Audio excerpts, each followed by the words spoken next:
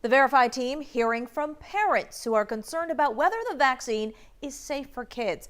There are messages out there suggesting the shot can have lasting effects on a child's health and immune system. Investigative reporter Cheryl Mercedes took those claims to a leading expert at Johns Hopkins.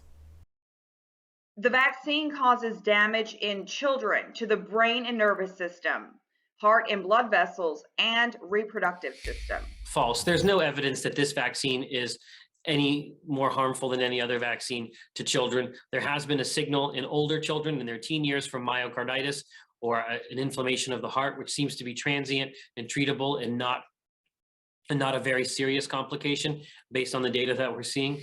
The vaccine can trigger irreversible changes to a child's immune system. Every vaccine changes your immune system. That's actually how they work. They expose your immune system to a target that they can then attack. And that change is a good change. We want our immune systems to be able to recognize viruses and bacteria that we have to fight against.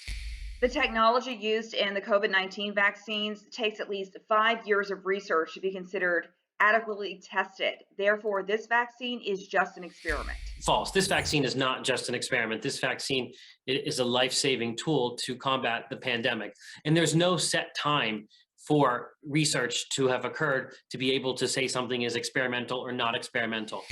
When it comes to vaccinating your child, the benefits outweigh the risks. True. When we look at all of the data on COVID-19 in children, as well as all the safety data on the COVID-19 vaccine, the risk-benefit ratio strongly favors the vaccine in all age groups, including children.